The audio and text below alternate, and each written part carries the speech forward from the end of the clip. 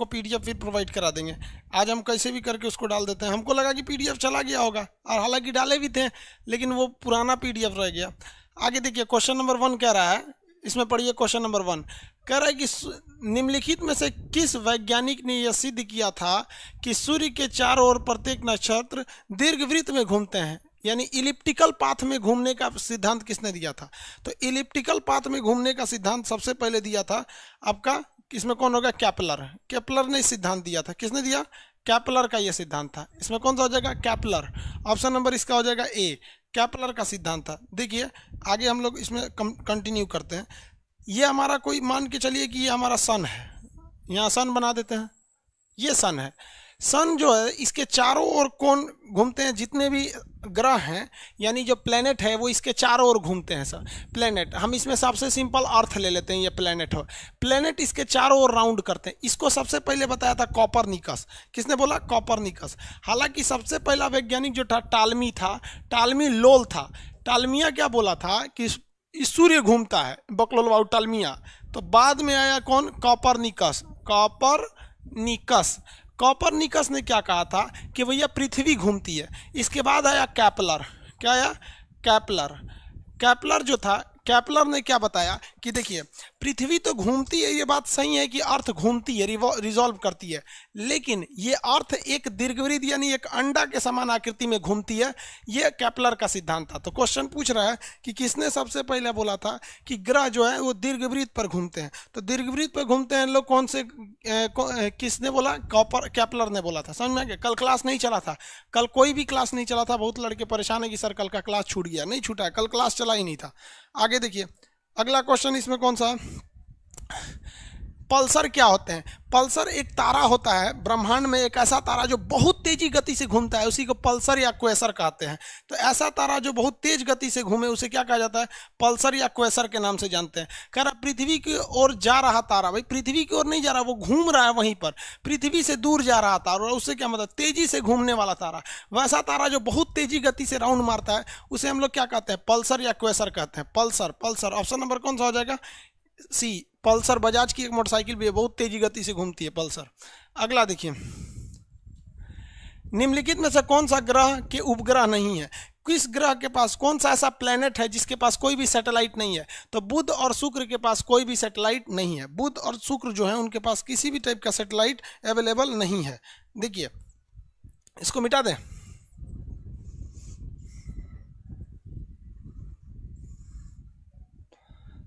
हम यहाँ बना देते हैं सन को, ये है आपका सूर्य। इस पे देखिए, इससे अच्छा खासा क्वेश्चन आप बना सकते हैं। इसको कंटिन्यू, इसको ध्यान से समझिएगा, आपके लिए फायदेमंद होगा। यहाँ पर पहला ग्रह जो है वो हो जाता है बुध, उसके बाद कौन रहता है? शुक्र, उसके बाद पृथ्वी, उसके बाद आ जाता है मंगल। मंगल आ जाता है। इसको इंग्लिश में देख लेते हैं हम लोग क्या कहेंगे। सबसे पहले आएगा आपका मरकरी, मरकरी के बाद कौन आएगा? वीनस। पहला मरकरी, उसके बाद वीनस। अब ब्लू कलर का कौन सा है भाई? हम लोग का ग्रह है ब्लू कलर का, तो अर्थ। इसके बाद कौन आता है? अर्थ। रेड कलर का होता है आपका मार्स, तो ये आ जाता है मार्स। पहले इन चारों को समझिए। इसके बाद जो होते हैं ना, इनके बीच में छोटे छोटे टुकड़े घूमते रहते हैं, जिसे हम लोग एस्टेरॉइड बेल्ट कहते हैं। इसके बीच में छोटे छोटे टुकड़े घूमते रहते हैं, जिसे हम लोग एस्टेरॉइड बेल्ट कहते हैं।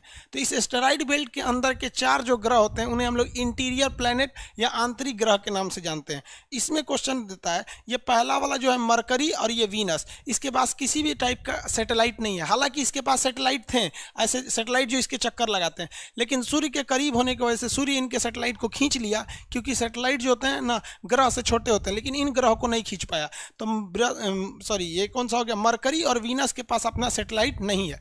देखिए मरकरी सबसे करीब जरूर है, लेकिन ये सबसे ज़्यादा गर्म नहीं है। सबसे ज़्यादा गर्म जो है वो वीनस है। वीनस गर्म क्यों है? क्योंकि वीनस के पास कार्बन डाइऑक्साइड की बहुत ज़्यादा मात्रा है, CO2। CO2 एक ऐसा गैस होता है जो गर्मी को ले लेता है लेकिन जाने नहीं देता है, जिस वजह से यहाँ पे गर्मी पूरी तरह एब्जॉर्व कर लेता है, छोड़ता नहीं है, जिस वजह से सबसे ज़्यादा गर्म ग्रह जो होता है वीनस होता है। गर्म होने की वजह से ज़्यादा चमकने लगता है, इसलिए सबसे ज़्यादा चमकीला ग्रह वीनस होता है। इसे सबसे सुंदर ग्रह के नाम से जानते हैं। इसके पास किसी भी तरह का उपग्रह नहीं है, क्योंकि इसके और इसके उपग्रह को खींच ले गया। कौन खींच ले गया? सूर्य आपका खींच के लेके चला गया। ये सेकंड नंबर पे घूमता है, ये अपने अक्ष पर उल्टा घूमता है। जैसे हम लोग पूरब से पश्चिम घूमते हैं ना, सॉरी पश्चिम से पूरब, ये पूरब से पश्चिम घूमता है, उल्टा घूमता है ये। तो ये हो गया आपका। इसके बाद कौन सा हो जाता है? पृथ्वी आ जाता है। ऑप्शन नंबर इसमें कौन सा होना चाहिए? बी बुध और कौन सा होगा, बुध ग्रह, बुध और शुक्र ग्रह के पास उपग्रह नहीं है। मंगल ग्रह लाल है, शुक्र सबसे चमकीला हो, मंगल लाल, बुध सबसे करीब होता है। नेपच्यून तो उधर है, नेपच्यून और प्लूटो सबसे लास्ट में, अभी नेपच्यून आ जाएगा, प्लूटो को ग्रह की श्रेणी से निकाल दिया गया। अगला क्वेश्चन कर रहा है किस दिन पृथ्वी और सूर्य के बीच किस दिन पृथ्वी सूर्य के सबसे नजदीक आ जाती है। तो किस दिन आ जाएगी भाई सबसे नजदीक। देखिए ये सन है, हम यहाँ बना देते हैं, ये सन है। इसमें दो कंडीशन होता है, एक दिन करीब आ जाती है, कभी ये दूर चली जाती है। अर्थ कभी करीब आ जाएगा, कभी दूर चला जाएगा। इसको याद रख लीजिए अच्छे से, ये क्वेश्चन अक्सर पूछेगा आपसे। ये अर्थ है, यहाँ बना दिए, ब्लू कलर की अर्थ है, ये सबसे दूर चला गया, ये सबसे करीब चला गया, ये करीब हो गया, ये दूर हो गया। यही पूछ रहा है सबसे ज़्यादा दूर और सबसे ज़्यादा करीब कब होता है। दूर जो होता है सबसे करीब आ जाता है सूर्य, ये जनवरी में 3 जनवरी को, 3 जनवरी को। लेकिन 3 जनवरी को तो भैया ठंड पड़ता है, 3 जनवरी को क्या पड़ता है, ठंड पड़ता है। देखिए यहाँ पर इस घटना को कहते हैं, दूरी घट गई उपसौर, इसे क्या कहेंगे, उपसौर, इसे क्या कहेंगे, उपसौर, एपीहेलियन, इसे उपसौर या एपीहेलियन कहते हैं। और ये 4 जुलाई होता है, इसे कहते हैं अपसौर। ये इसमें क्या पड़ेगा, गर्मी पड़ेगा, जबकि पड़ना चाहिए ठंड, इसे कहते हैं अपसौर, अपसौर। याद कैसे रखिएगा, देखिए अप का मतलब होता है बढ़ जाना, सौर मतलब सूरज, सूरज से दूरी बढ़ जाना अपसौर, और उप मतलब होता है घट जाना। जैसे राष्ट्रपति को घटाएंगे तो उपराष्ट्रपति, तो घट जाएगा तो उपराष्ट्रपति। तो ये हो गया दूरी सबसे ज़्यादा घट जाती है। अब आप कहेंगे सर जनवरी में तो ठंड पड़ता है। देखिए ठंडी और गर्मी ये डिपेंड नहीं करता है कि आप सूर्य से करीब हैं या दूर है, डिपेंड करता है कि सूर्य की किरणें आपका सीधा चमकती हैं या तिरछा चमकती है। तो ऑलरेडी पृथ्वी झुकी हुई है, तो जब यहाँ आती है ना तो पृथ्वी थोड़ा सा और ज़्यादा झुका हुआ महसूस होता है। कोई चीज़ को अगर झुका हुआ है, पास से देखेंगे तो ज़्यादा ही झुका हुआ लगता है, दूर से देखेंगे तो लगता है नहीं नॉर्मली झुका हुआ है। तो इस वजह से इस दिन पृथ्वी झुकी हुई है, इसलिए यहाँ जब आती है तो सूर्य की किरणें तिरछी पड़ती हैं और वहाँ ठंड पड़ता है। तो क्वेश्चन कह रहा है कि सबसे ज़्यादा दूर पूछा है या सबसे ज़्यादा करीब पूछा है। कह रहा है किस दिन पृथ्वी सूर्य के सबसे समीप, समीप का मतलब क्या होता है भाई, समीप मतलब बताइए तो क्या हो जाता है, समीप मतलब होता है सबसे करीब। सबसे करीब कब आएगी, 3 जनवरी को। कब आ जाएगी, 3 जनवरी को। 3 जनवरी को क्या हो जाता है, उपसौर हो जाता है, इस दिन वह सबसे करीब आ जाती है। अगला क्वेश्चन बताइए, सूर्य के बाद पृथ्वी का सबसे नजदीकतम तारा कौन होता है, प्रॉक्सिमा सेंचुरी, प्रॉक्सिमा सेंचुरी है सूर्य का, हमसे सबसे नज़दीकी तारा सूर्य है, और सूर्य के बाद जो है वो प्रॉक्सिमा सेंचुरी होता है। अगला कह रहा है कि समुद्र में ज्वार भाटा यानी टाइड एंड ईव क्यों उत्पन्न होते हैं। तो ज्वार भाटा उत्पन्न करने के लिए पृथ्वी पर चंद्रमा और सूर्य दोनों का क्या होना चाहिए, गुरुत्वाकर्षण लगता है दोनों का, इस वजह से ज्वार भाटा उत्पन्न होता है। ज्वार भाटा कैसे होता है, पानी के लेवल का उठ जाना और फिर वापस जाना, इसे क्या कहते हैं, ज्वार भाटा। ऐसे उठ गया इसे कहते हैं ज्वार, वापस जा रहा है भाटा। इसमें सबसे ज़्यादा भूमिका निभाता है चंद्रमा का गुरुत्वाकर्षण, सबसे ज़्यादा जरूरी रोल कौन निभा देता है इसमें, चंद्रमा का जो गुरुत्वाकर्षण है उसका रोल सबसे ज़्यादा होता है। समझ में आ गया कि नहीं आ गया, किसी को कोई दिक्कत है, चंद्रमा का। लेकिन यूपीएससी में क्वेश्चन पूछा था तो उसमें अलग आंसर दिया था। यूपीएससी के क्वेश्चन में अलग था कि पृथ्वी ज्वार भाटा के उत्पन्न करने में किसका सबसे ज़्यादा योगदान होता है। तो सीक्वेंस में था, सबसे पहले था चंद्रमा, उसके बाद था पृथ्वी का अपकेंद्र बल, और उसके बाद सबसे लास्ट में था सूर्य का गुरुत्वाकर्षण। देखिए अपकेंद्र बल क्या होता है, पानी लेके अगर आप गोल गोल घूमिएगा ना तो पानी इसे छलक जाता है, तो सेंट्रीपिटल फोर्स जो होता है ना छलक जाता है, इसीलिए समुद्र का पानी हल्का सा ऐसे क्या हो जाता है, छलक जाता है। तो इसी छलकने की क्रिया को हम क्या कहते हैं, ज्वार भाटा।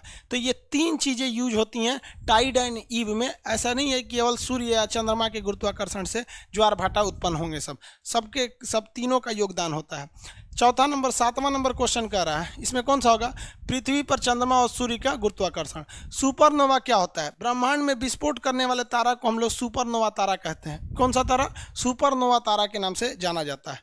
अगला देखिए, कह रहा है कि सौर मंडल का सबसे गर्म ग्रह कौन सा था। शुक्र यानी वीनस सबसे गर्म है क्योंकि इस पर कार्बन डाइऑक्साइड की मात्रा ज़्यादा है। हालांकि इससे भी करीब कौन सा है, आपका बुध ग्रह होता है। तो इसमें कौन सा होगा, विस्फोटक तारा हो जाता है, अभिनव तारा इसी को बोला जाता है। सुपरनोवा को क्या कहा जाता है, अभिनव तारा, अभिनव तारा। सुपरनोवा को क्या कहा गया, अभिनव तारा। देखिए क्या है अभिनव तारा, कोई भी तारा जो होता है ना वो बनने से पहले ना निहारिका का रूप लेता है, वो नेबुला रूप होता है। निहारिका तारा बनने से पहले क्या होता है, निहारिका। जब इसमें आग पकड़ लेता है तो ये बन जाता है तारा। तारे के अंदर का जब ईंधन यानी फ्यूल खत्म हो जाता है तो ये बन जाता है लाल दानव। क्या बना, लाल दानव। अब लाल दानव जो है अगर ये छोटा है, लाल दानव क्या है, साइज में छोटा है, तो ये बनेगा श्वेत वामन, श्वेत वामन तारा, मतलब चमकना कम कर देगा। और अगर ये बहुत बड़ा है तब ये जाके बन जाता है सुपरनोवा यानी अभिनव तारा, और ये अभिनव तारा जो होता है ये ब्लास्ट कर जाता है, इसी को सुपरनोवा कहते हैं। तो सुपरनोवा वही तारा बनता है जिसका साइज बहुत बड़ा होता है। तो बड़े तारा जाके आगे विस्फोट कर जाते हैं और छोटा तारा विस्फोट नहीं करता, धीरे धीरे चमकना बंद कर देता है। तो इसे कहते हैं विस्फोटक तारा। और श्वेत वामन को यानी व्हाइट ड्वार्फ को कहा जाता है जीवाश्म तारा। तो ये जीवाश्म तारा, ये है विस्फोटक तारा। छोटा रहेगा तो जीवाश्म बढ़ेगा, बना रहेगा तो विस्फोटक रहेगा। दोनों उससे पहले क्या थे, लाल दानव, और लाल दानव से पहले क्या था, तारा। सूर्य हमारा तारा है। तारा उसे कहा जाता है जिसके पास अपना रोशनी हो और अपनी उष्मा हो, अपनी हीट और अपनी लाइट हो। तो सूर्य के पास भी अपना हीट है और अपनी लाइट है, इसलिए वो तारा है। जब उसका ईंधन खत्म होगा तो वो बनेगा लाल दानव। उसके बाद उसका साइज, सूर्य बहुत बड़ा तारा नहीं है, छोटा है, तो वो धीरे धीरे चमकना बंद कर देगा, जिसे जीवाश्म तारा कहा जाएगा। आगे बढ़े। सौरमंडल का सबसे गर्म ग्रह कौन सा हो गया, शुक्र ग्रह। ये लाल ग्रह हो जाता है, पृथ्वी नीली ग्रह हो जाती है, शनि ग्रह को लेटा हुआ ग्रह, ये कहते हैं छल्ला वाला ग्रह के नाम से जाना जाता है। अंतर्राष्ट्रीय तिथि रेखा के बारे में कौन सा सही है, 180 डिग्री रेखा को अंतर्राष्ट्रीय तिथि रेखा कहा जाता है।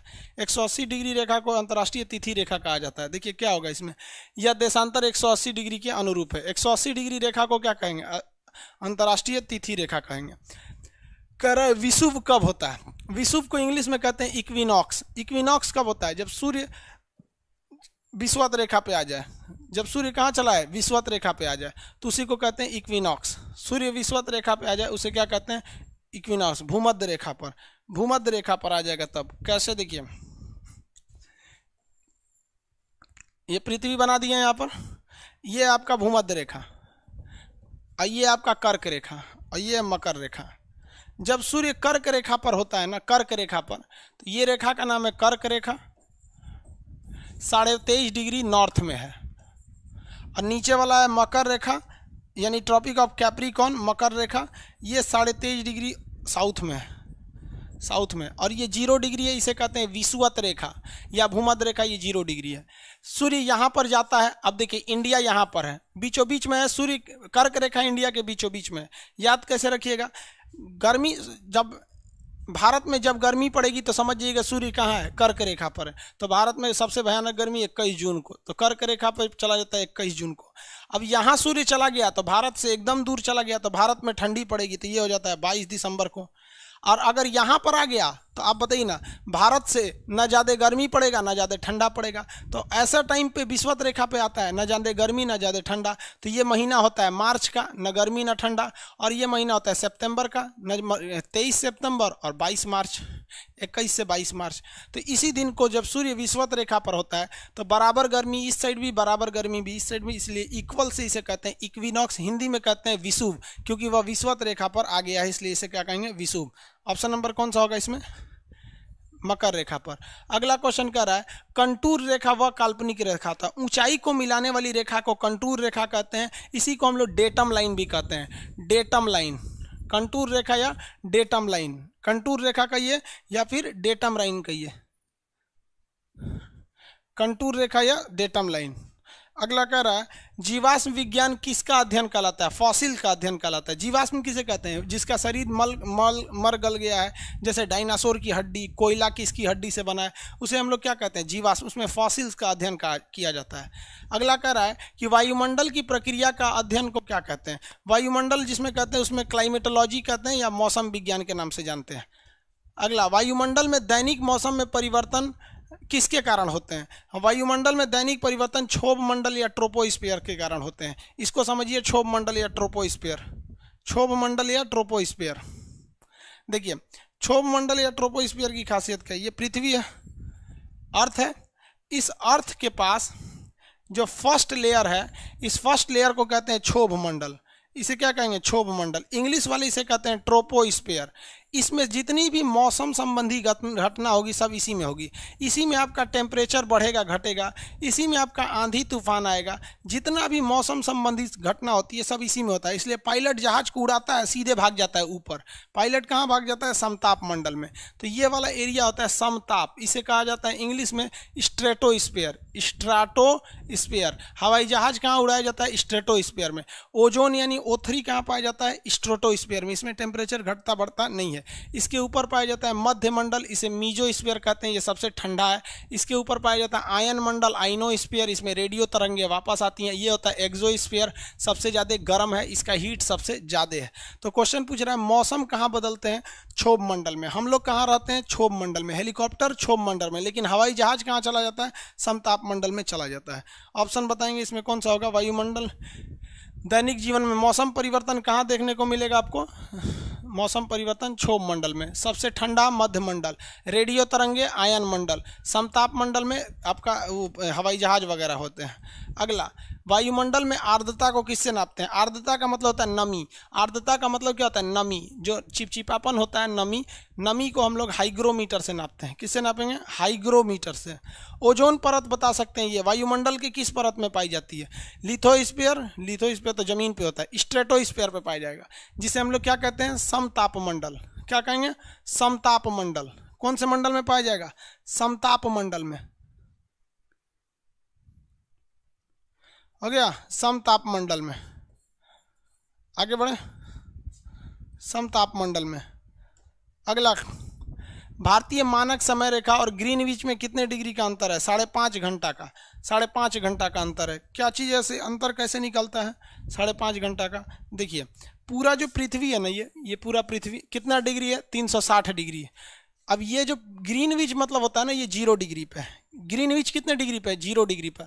और भारत कितने पे है? 82.5 डिग्री। भारत कितने डिग्री पे है? 82.5 डिग्री। ये बताइए, अगर हम पृथ्वी पर 360 डिग्री घूमेंगे तो कितना घंटा लगेगा? 24 घंटा लगेगा। कितना घंटा लगेगा? 24 घंटा में ही ना पृथ्वी पूरा 360 डिग्री घूम जाती है। तो बताइए, तो 1 डिग्री घूमने में कितना लगेगा? 24/360। 360। इसलिए 15 डिग्री घूमने में कितना घंटा लगता है? 4 घंटा लगता है। 15 डिग्री घूमने में 4 घंटा निकाल लीजिएगा। अब 1 घंटा इसे निकाल लिए तो 15 डिग्री घूमने में 4 घंटा लगेगा। अब एक बात बताइए, यहाँ से यहाँ के बीच की दूरी कितनी है? 82.5 डिग्री। और आपको पता है कि अकेले 15 डिग्री घूमेंगे तो एक घंटा, 4 घंटा लिख दिए जी। 15 डिग्री पे 1 घंटा लगता है, 4 घंटा लिख दिए गलती से। 15 डिग्री पर कितना घंटा लगता है? 1 घंटा लगता है। तो एक बात बताइए, तो 80 डिग्री पे कितना लगेगा? देखिए, 15 पे 1 घंटा, 30 पर 2 घंटा, 45 पर 3 घंटा, 60 पर 4 घंटा, और उसके बाद 75 पर 5 घंटा। 75 पर कितना लग गया? 5 घंटा। तो 75 पर 5 घंटा, उसके बाद फिर 7.5, तो फिर 5.5 घंटा लग जाएगा टोटल। देखिए ना, यहाँ से नहीं निकाल सकते हैं। इतना दूरी पर भारत है 82.5 डिग्री, तो कितने घंटे का अंतर आता है? 5.5 घंटे का। कितने घंटे का अंतर आएगा? 5.5 घंटा। ऑप्शन नंबर होगा सी। अगला, सूर्य क्वेश्चन कर रहा है, सूर्य ग्रहण के समय इनमें से कौन सा मध्य में रहता है? फास्ट चलिएगा बाबू, फाउंडेशन वाइज थोड़ी है कि आपको बच्चा की तरह पढ़ाएंगे, इसमें थोड़ा फास्ट चला जाता है। कौन बीच में रहता है सूर्य ग्रहण के समय? हम यहाँ सूर्य बता देते हैं। ये देखिए, ये सूरज है, और यहाँ पर आपका ये है पृथ्वी है, ये नीले रंग का पृथ्वी है, और यहाँ पर है आपके चंदा मामा। देखिए, ये है हमारे चंदा मामा। कोई दिक्कत नहीं है, लेकिन जब इन्हीं चंदा मामा को पकड़ के और आप यहाँ ले आके उठा देंगे ना, बस सूरज दिखबे नहीं करेगा। सूरज दिखेगा? नहीं दिखेगा। अभी देखिए, चंदा मामा को नीचे लाइए। हम अगर यहाँ से सूर्य को देखना चाहें तो आराम से सूर्य को हम देख सकते हैं। देख सकते हैं कि नहीं देख सकते हैं? यहाँ हम आराम से देख सकते हैं। लेकिन जब हम बीच में किसको ले आ देंगे? चंद्रमा को ला देंगे, बस सूरज अच्छा से दिखेगा ही नहीं। तो इस घटना को हम लोग कहते हैं सोलर इक्लिप्स या सूर्य ग्रहण। क्या कहेंगे? सूर्य ग्रहण। सूर्य ग्रहण कहते हैं। ठीक है, चलिए अब चंद्र ग्रहण लगा के देखते हैं हम लोग। ये भाई साहब सूरज है, क्या है? सूरज है, और यहाँ पे चंदा मामा है। ये कौन है? चंदा मामा है। चंदा मामा के पास अपना रोशनी है नहीं, इसको रोशनी कौन देता है? सूर्य देता है। और यहाँ पे हमारी पृथ्वी है। अब आप बताओ बाबू, सूर्य अपनी रोशनी देगा इसको, तो इसको भी दिखेगा, अंजोरिया दिन हो जाएगा। और देखिए ये पृथ्वी को भी मिल रहा है, लेकिन पृथ्वी घूम रही है, सूर्य का चक्कर लगा रही है, पृथ्वी को ऐसे घूम के आना है। जब पृथ्वी यहाँ से उठ के यहाँ आएगी तो बताओ भाई, अब यहाँ जब आ गई पृथ्वी तो चंद्रमा के पास तो प्रकाश ही नहीं जाएगा। जब प्रकाश नहीं जाएगा तो इस घटना को कहेंगे चंद्र ग्रहण। चंद्र ग्रहण, कौन सा ग्रहण? चंद्र ग्रहण। समझ में आ गया? तो दोनों टाइप के ग्रहण हो गए। चंद्र ग्रहण में जिस चीज का, देखिए सूर्य अपने जगह पे फिक्स है, ये तो दिमाग में बैठा लीजिएगा। जिस चीज का ग्रहण लगेगा वो बीच में आएगा नहीं। सूर्य फिक्स है, जिसका ग्रहण लगेगा वो बीच में आएगा नहीं। सूर्य ग्रहण, तो देखिए ये सूर्य क्या है? अपने जगह पर फिक्स है। इसमें बीच में कौन आ गया? चंद्रमा आ गया। और चंद्र ग्रहण में बीच में कौन आ गया? पृथ्वी आ गया। अब क्वेश्चन क्या था आप समझिए, इसी को हम लोग क्या कहते हैं? इक्लिप्स कहते हैं। इक्लिप्स कहा जाता है। दिखाई नहीं दे रहा इसको, क्यों दिखाई क्यों नहीं दे रहा है जी आपको? आगे देखिए, इसमें कौन सा होगा? सूर्य ग्रहण के समय बीच में कौन आ जाता है? सूर्य ग्रहण के समय बीच में चंद्रमा आ जाते हैं। चंदा मामा, चंद्रमा, कौन आएगा? चंद्रमा आ जाएगा। समझ में आ गया कि नहीं आ गया? पृथ्वी की सतह की सबसे बाहरी परत को क्या कहते हैं? सबसे ऊपरी परत को भूपर्पटी कहते हैं। भूपर्पटी या इसी को कहते हैं क्रस्ट। इसे क्या कहते हैं? क्रस्ट। पृथ्वी की परत की सबसे बाहरी भाग को क्रस्ट के नाम से जाना जाता है। पृथ्वी की मेनली 3 परत होते हैं सब। यहां देखिए इस तरह से पृथ्वी मान लेंगे तो सबसे बाहरी परत जो होता है वो क्रस्ट होता है। ये वाला जो सबसे बाहरी परत है ये क्रस्ट है। ये बहुत पतला होता है, ज़्यादा मोटा नहीं होता है। इसके नीचे वाला सबसे मोटा होता है, जिसे हम लोग कहते हैं मेंटल। और सबसे नीचे वाला तो और एकदम तरल अवस्था में रहता है, जिसे कहते हैं कोर। तो ये हो गया नीचे वाला कोर। ये एकदम तरल अवस्था में धधकता आग की तरह है, लिक्विड स्टेज में है यहाँ पर। और उसके ऊपर वाला ये वाला जो होता है ये मेंटल होता है। ये वाला भाग मेंटल, मेंटल माने पगला नहीं, इसका नाम है मेंटल। ये है मेंटल। ये बीच वाला भाग मेंटल। तो पृथ्वी का सबसे बीच वाला भाग मेंटल है। ये ना ज़्यादा तरल है ना ज़्यादा लिक्विड की तरह है। ये खेखार की तरह है, जिस तरह से आप लोग खेखार बलगम थूक देते हैं ना, वैसे ही यहीं से पृथ्वी का क्या निकलता है? मैग्मा निकलता है। तो बीच वाला परत का नाम क्या है? मेंटल। सबसे ऊपर वाले का नाम क्रस्ट और नीचे वाले का नाम कोर है। ये तरल अवस्था में है, ये अर्ध तरल है, ये एकदम सॉलिड है। हम लोग इसी पर रहते हैं। हम लोग किस पे रहते हैं? सॉलिड पर रहते हैं। अगला क्वेश्चन देखिए, इसमें कौन सा हो जाएगा? सब बता दिए ना, अर्थ क्रस्ट मेंटल कोर। उष्ण कटिबंधीय मरुस्थल कहाँ पाए जाते हैं? जितने भी मरुस्थल पाए जाएंगे कर्क रेखा और मकर रेखा के पूरब में नहीं पाए जाएंगे भाई, पश्चिम में पाए जाएंगे। कहाँ पाएंगे? इस पश्चिम में पाए जाते हैं सब। इसको नक्शा से समझना पड़ेगा, क्यों पश्चिम में पाए जाते हैं सब? पश्चिम में पाए जाएंगे, इसको समझ जाइएगा, अच्छा काम आता है एग्जाम में।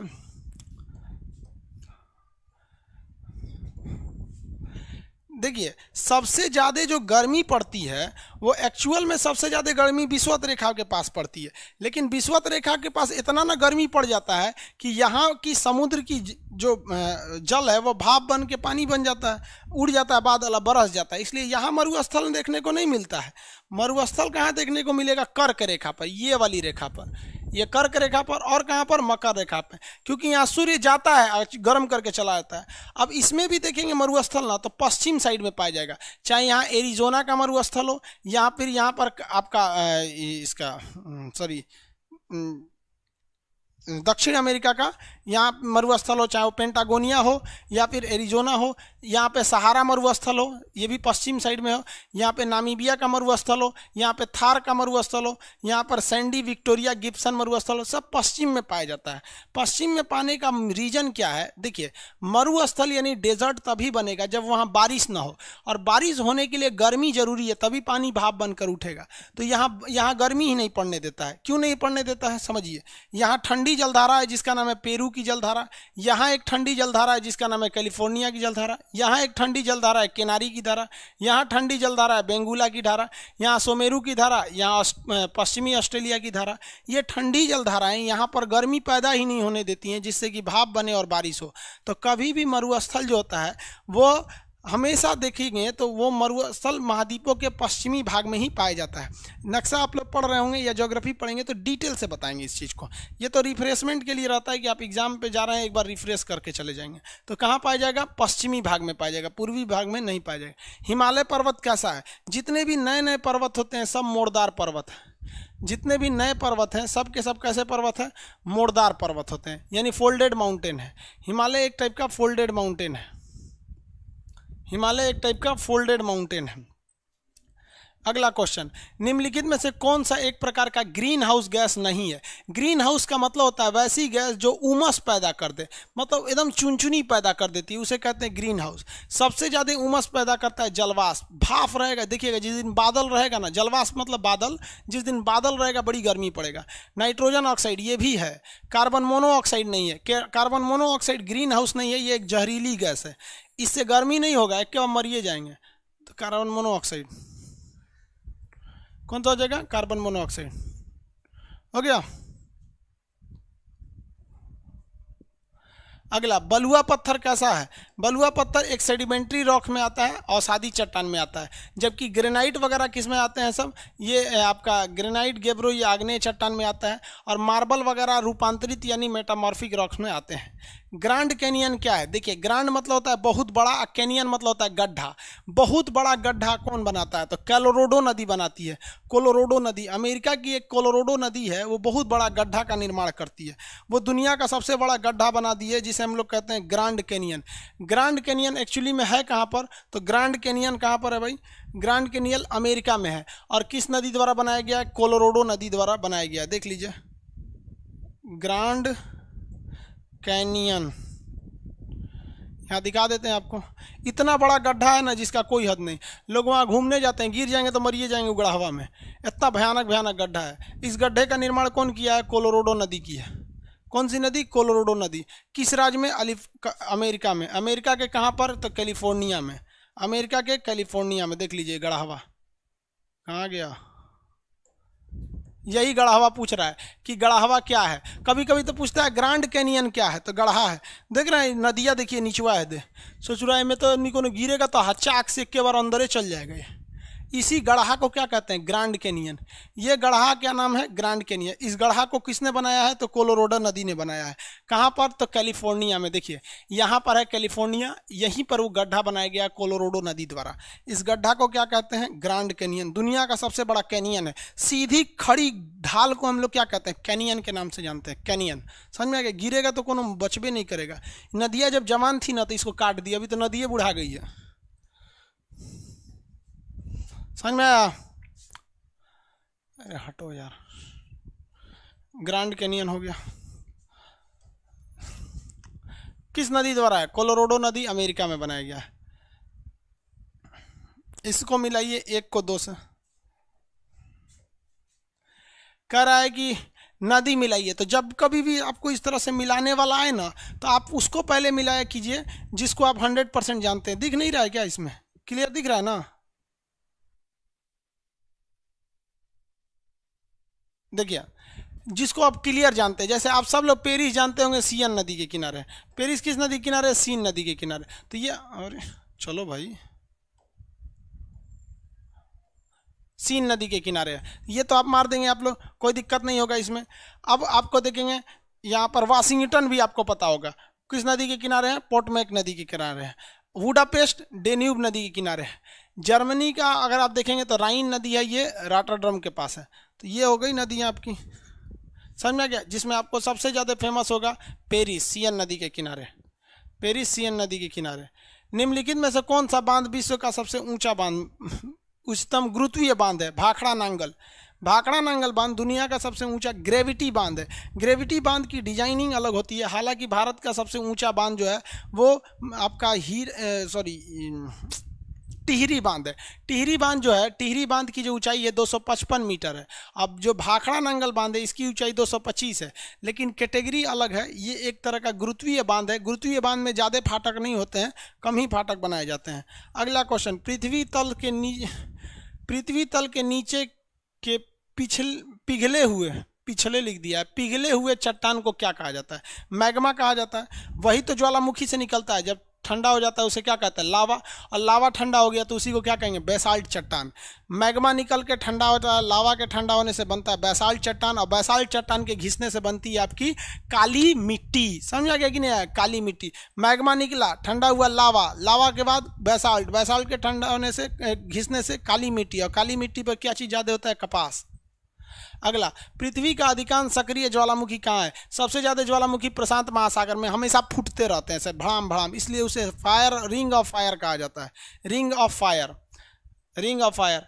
पृथ्वी के केंद्र, भूकंप केंद्र जो नीचे वह बिंदु होता है उसे क्या कहते हैं, फोकस कहते हैं। जो जमीन के नीचे होता है उसे क्या कहा जाता है, फोकस कहा जाता है, फोकस। पृथ्वी के नीचे रहेगा तो फोकस कहा जाता है। देखिए, जहाँ ये पृथ्वी का सतह हो गया तो ये है फोकस। पृथ्वी के अंदर जहाँ से भूकंप उत्पन्न होता है उसे कहते हैं फोकस। और ये फोकस से उत्पन्न होने के बाद जहाँ धड़ाम से पहली बार ठोक देता है इसे कहते हैं ईपी सेंटर। सबसे भयानक जो भूकंप की तबाही आती है वो ईपी सेंटर पे होती है। इस पे 3 तरह की तरंगे, पी, एस और एल।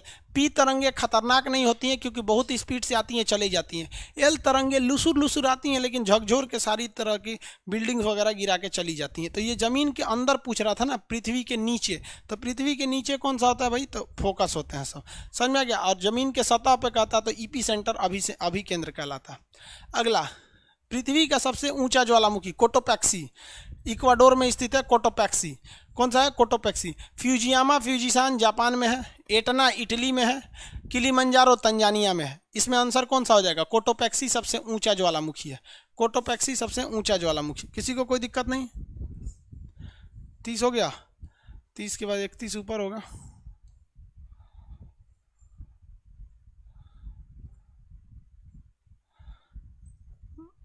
इस साइड में होगा 31, ये रहा। चलिए ध्यान से देखिए, कह रहा है कि निम्नलिखित में से कौन सा बारिश के बादल है। बारिश देखिए 2 तरह के बादल से होता है, एक वर्षा स्तरीय बादल, एक कपासी वर्षी। तो कपासी वर्षी को इंग्लिश में दिखा है कुमुलोनिमल्स, ये हो गया आपका कपासी वर्षी। तो 2 और 3, 2 और 3 ये हो जाएगा ऑप्शन नंबर बी, 2 और 3, 2 और 3 हो गया। आप इसमें जवाब देते रहेंगे। अगर पीडीएफ देखिए, कोशिश कीजिए अभी हो जाए तो अच्छा है। हो रहा है कि नहीं हो रहा है?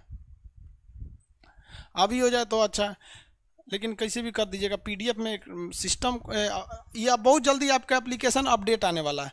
अपडेट आएगा ना, सारा चीज़ सही हो जाएगा।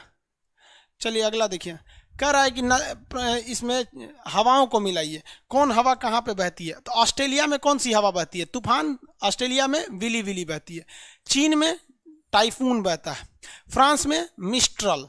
वेस्ट इंडीज यानी कैरेबियन सागर में प्रभंजक यानी हरिकेन, प्रभंजक या हरिकेन रहता है। समझ में आ गया कि नहीं आ गया? किसी को दिक्कत?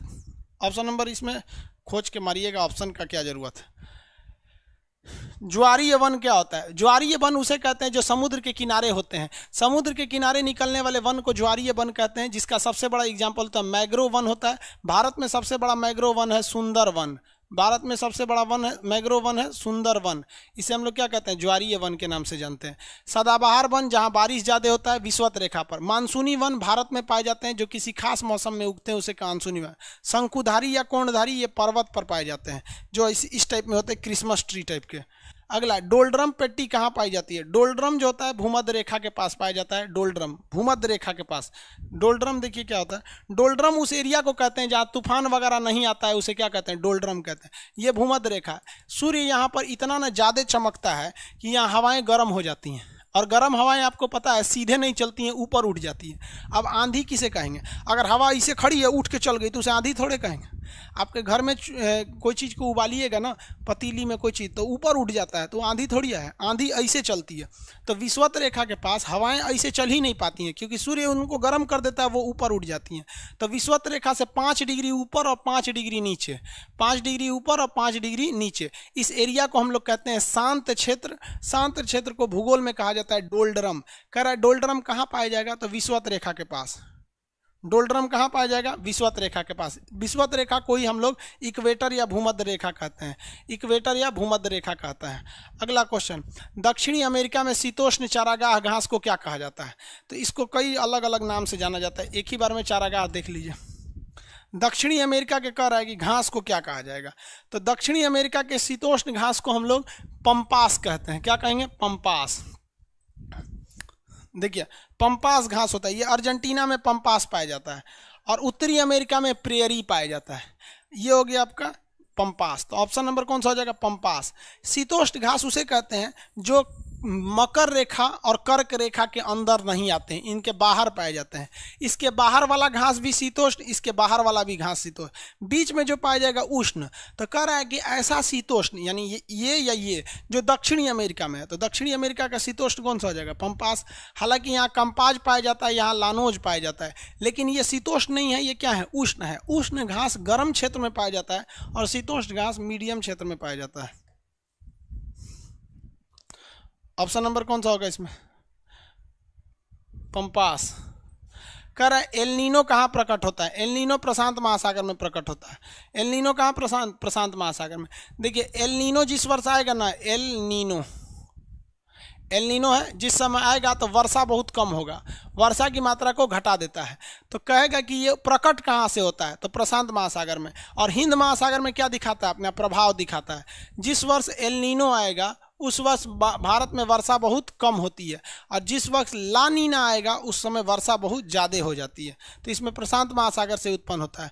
तंबाकू की खेती के लिए पोटास की ज़रूरत होती है। देखिए तंबाकू की खेती के लिए पोटास की ज़रूरत है। बाकी किसी चीज़ की खेती करिएगा तो खेती करने के लिए आपको नाइट्रोजन की ज़रूरत है, और बीज बोने के लिए अगर आप खेत में बीज बोना चाहते हैं तो उसके लिए आपको फास्फोरस की ज़रूरत पड़ेगी। इसमें क्या होता है? पोटास। हो गया। अगला क्वेश्चन, निम्नलिखित में से कौन सी मिट्टी कपास के लिए होती है? कपास के लिए सबसे अच्छी है काली मिट्टी। काली मिट्टी का दूसरा नाम होता है रेंगुर मिट्टी। रेंगुर मिट्टी, रेंगुर मिट्टी। काली मिट्टी का दूसरा नाम रेंगुर मिट्टी महाराष्ट्र में पाई जाती है। अब जब कभी भी ज्वालामुखी फूटती है तो ज्वालामुखी से क्या निकलता है? मैग्मा। क्या निकलेगा? मैग्मा। और यही मैग्मा जब ठंडा हो जाएगा तो क्या बनेगा? लावा बनेगा। और यही लावा जब ठंडा होगा तो क्या बनेगा? बैसाल्ट बनेगा। और इसी बैसाल्ट के घिसने से क्या बनता है? काली मिट्टी बनती है, जो कपास के लिए अच्छी होती है। महाराष्ट्र में कपास ज़्यादा होता है, हालांकि महाराष्ट्र से भी ज़्यादा कपास का उत्पादन गुजरात में होता है। महाराष्ट्र से ज़्यादा कपास का उत्पादन गुजरात में होता है। 39 नंबर क्वेश्चन, निम्नलिखित सेटों में से किसमें गोल्डन क्रीसेट यानी गोल्डन ट्रायंगल के नाम से जाना जाता है? तो ये अफीम उत्पादन के लिए अफगानिस्तान, पाकिस्तान और ईरान को हम गोल्डन ट्रायंगल में रखते हैं। ये किस चीज़ का उत्पादन करते हैं? ओपियम यानी अफीम, नशीला पदार्थ होता है अफीम। अफीम के उत्पादन के लिए इन्हें गोल्डन ट्रायंगल में रखा जाता है, गोल्डन क्रीसेट में। अगला, व्यापारिक पवनें कहाँ से चलती हैं? व्यापारिक पवनें क्या होती है? वैसी पवन व्यापारिक पवन कहलाते हैं जो विषुवत रेखा की ओर आती है। यानी विषुवत रेखा की ओर आने वाली पवन को क्या कहेंगे? व्यापारिक पवन। विषुवत रेखीय निम्न दाब से। भाई विषुवत रेखा, देखिए एक कहाँ से चलती है? तो देखिए विषुवत रेखा से चलती नहीं है, विषुवत रेखा की ओर आती है। ये चलती है उष्ण कटिबंध से, यहाँ से उपोष्ण से। उपोष्ण मतलब होता है कर्क रेखा। कर्क रेखा से चलेगी और विषुवत रेखा की ओर आती है। इसे क्या कहेंगे हम लोग? व्यापारिक पवन के नाम से जानते हैं, व्यापारिक पवन। अगला, चक्रवात कब आता है? चक्रवात बड़ा सिंपल सा चीज़ होता है जी। चक्रवात क्या होता है? जैसे मान लीजिए चारों ओर हवा है और बीच की हवा खाली हो गई, तो बीच में जब हवा खाली हो जाएगा तो यहाँ हो जाएगा लो प्रेशर, तो बाकी चारों ओर से हवाएं आने लगती हैं। तो बाहर से हवाएं जब लो प्रेशर में आने लगे तो उसे क्या कहते हैं? जब चारों ओर से निम्न दाब हो। नहीं भैया, जब केंद्र में उच्च दाब हो, ये भी नहीं हो, जब केंद्र में निम्न दाब हो। Option number C. देखिए बीच में लो प्रेशर हो जाए और बाकी ओर से हवाएं अंदर आने लगती हैं। 41 नंबर। 42, इनमें से कौन सा देश चाय का निर्यातक नहीं है? ब्रिटेन एक चुट्टा खाली चाय कहीं से खरीद लेता है। भारत से खरीदा था, श्रीलंका, केनिया, कहीं से भी खरीद लेता है। भारत में जब अंग्रेज थे तो चाय पत्ती का बहुत ज़्यादा निर्यात करते थे सर। इनमें से कौन सा बर्फ भक्षक के नाम से जाना जाता है? तो भारत, देखिए अमेरिका में एक हवा बहती है चिनूक, ये बहुत ही हॉट है। हॉट होने की वजह से ये अमेरिका में जितना भी बर्फ़ होता है उस बर्फ़ को पिघला देती है, इसलिए इसे हिम भक्षक या आइस हीटर के नाम से जानते हैं। मिस्ट्रल तो फिर आपका स्पेन और फ्रांस में बहती है। लू इंडिया में बहती है। हार्मेंटन ये सब आपका यूरोपीय एरिया में बहते हैं सब। अगला, नार्वेस्टल यानी काल बैसाखी। काल बैसाखी कहाँ बहता है भैया? पंजाब में। तो पंजाब कहाँ आ जाएगा? भारत में। और तड़ित झंझावात, लैंड ऑफ थंडरबोल्ट, भूटान को कहते हैं। ऑप्शन नंबर कौन सा हो जाएगा? ए। Option number A. अगला, निम्नलिखित में से किस राज्य में पश्चिमी विक्षोभ से वर्षा होती है? पंजाब। पश्चिम दिशा से वर्षा कहाँ होती है? पंजाब में। पश्चिमी विक्षोभ के कारण पंजाब में वर्षा होती है। और ये पश्चिमी विक्षोभ कब आता है? ठंड के दिन में। कब आएगा? ठंड के दिन में, यानी जनवरी के महीने में। तो जनवरी के महीने में पंजाब में वर्षा होती है। हम लोग के यहाँ भी होती है लेकिन कम होती है। रेड डाटा बुक क्या है? एक ऐसा बुक जिसमें हम ऐसे जानवरों और पेड़ पौधों का लिस्ट रखते हैं जो अब इस दुनिया से खत्म होने वाले हैं। तो संकटग्रस्त यानी दुनिया से खत्म होने वाले पौधों और जानवरों दोनों को रखे जाते हैं रेड डाटा बुक में। इस रेड डाटा बुक के कवर पेज पे पांडा का फोटो होता है। पांडा समझते हैं? Teddy bear. लड़की सबके पास अगर टेडी बियर देखिएगा ना तो 90% चांस है कि वो नहीं खरीदी होगी, उसको कोई गिफ्ट दिया है। अगला, वातावरण में सबसे क्रियाशील पारिस्थितिकी तंत्र कौन सा है? सबसे ज़्यादा लोग जो खाड़ी होती है ना, जैसे बंगाल की खाड़ी, मन्नार की खाड़ी, तो खाड़ी जो होता है ना बहुत पतला एरिया होता है, वहाँ जीव जंतु ज़्यादा रहते हैं, मरुस्थल में नहीं रहते हैं। खुला समुद्र में ज़्यादा बड़े बड़े जीव रहते हैं, छोटे नहीं रहते हैं। टुंडा वाला एरिया बहुत ज़्यादा ठंडा होता है, यहाँ भी ज़्यादा लोग नहीं रहते हैं। सबसे ज़्यादा गल्फ यानी खाड़ी में हर तरह की मछलियाँ वगैरह जीव जंतु ज़्यादा पाए जाते हैं खाड़ी में। समझ में आ गया कि नहीं आ गया? आज पीडीएफ नहीं है आप लोग के पास, 50 ठो करा देंगे।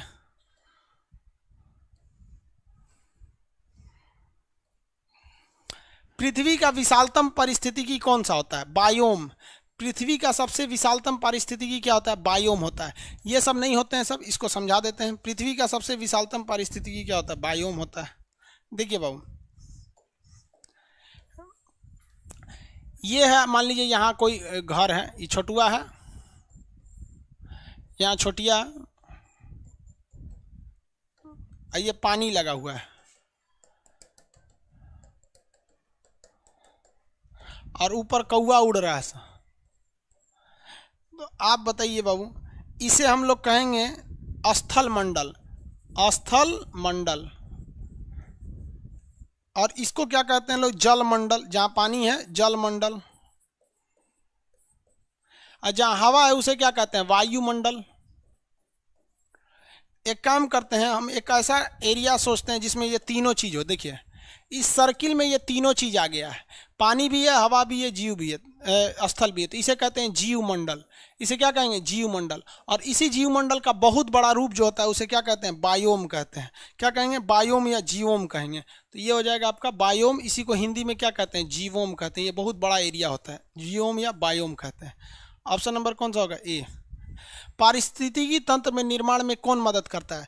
पारिस्थितिकी को हम लोग इंग्लिश में क्या कहते हैं? इकोसिस्टम। इकोसिस्टम में दो चीज़ें आते हैं, एक लिविंग थिंग्स भी आएंगे जो जिंदा हैं, और ऐसे चीज़ जो नॉन लिविंग थिंग्स है वो भी आएंगे, नॉन लिविंग थिंग्स आएंगे। दोनों चीज़ को मिला देंगे तब बनता है पारिस्थितिकी बनता है। जैसे जीव जंतुओं का समुदाय यानी लिविंग थिंग्स, और उसके आसपास का पर्यावरण यानी पेड़, नदी, पहाड़, ये सब नॉन लिविंग थिंग्स। तो लिविंग थिंग्स और नॉन लिविंग थिंग्स दोनों को मिला देते हैं तो उसे कहते हैं इकोलॉजी कहते हैं। ऑप्शन नंबर कौन सा हो जाएगा? A. Option number A. Option number A. 50 number कह रहा है कि डैश प्राणी जगत का सबसे बड़ा संघ है। बायोलॉजी में भी पढ़ेंगे, ऑर्थोपोडा सबसे बड़ा संघ होता है। इसमें लगभग 10 लाख जीव आते हैं। इसके बाद नंबर आता है मोलस्का का, जिसे कीड़े मकोड़े की जीव भी कहते हैं। ऑर्थोपोडा को क्या कहते हैं? कीड़े मकोड़ों का संघ के नाम से भी जानते हैं। कीड़े मकोड़े का संघ होता है ऑर्थोपोडा। एनिलिडा में केचुआ आता है, कार्डेटा में हम लोग आते हैं, प्लेंटी हेलमेंथीज में कीड़े क्रीमी आते हैं, सब जो फाइलेरिया नामक बीमारी को फैला देते हैं। समझ में आ गया कि नहीं आएगा? आप लोग के पास पीडीएफ अवेलेबल नहीं था इसलिए 50 क्वेश्चन कराएं, थोड़ा फास्ट करा दिए। कल अभी पीडीएफ देख लेते हैं कि आखिर ऐप में ऐसा क्या प्रॉब्लम है जो पीडीएफ करप्ट कर जा रहा है। उसके बाद हम लोग कल के क्लास में बाकी को डिस्कस करेंगे। लोग समझ में आया कि नहीं आ गया? क्या है भाई इनका? आज के लिए इतना ही रहने देते हैं। एक्चुअली आप लोग के पास पीडीएफ ही नहीं है। 5 तारीख को क्लास चला ही नहीं था। 5 तारीख कब था जी? परसों था। परसों कुछ उस दिन भी क्लास नहीं चला होगा।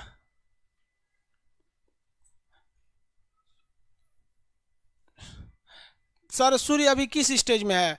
अब वो अभी वो अपने मीडियम स्टेज में पहुंच चुका है। जब ज्योग्राफी पढ़ाएंगे ना तो उसके तारे के सारे स्टेजेस को बता देंगे। अभी वो लाल दानव की अपनी आधी अवस्था को जी चुका है।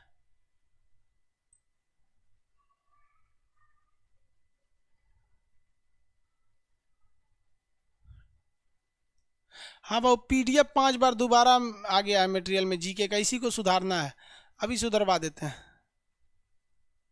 मैथ का क्लास कब से चलेगा अमित यादव जी? मैथ क्लास यहाँ नहीं चलेगा। ऑप्शन का भी एक्सप्लेन कर दिया कीजिए। ठीक है बाबू, एक्चुअली आपके पास पीडीएफ नहीं था इसलिए नहीं कर रहे थे। ठीक है, वो आज के क्लास को कल ही करते हैं, बस आज के लिए इतना ही रहने देते हैं।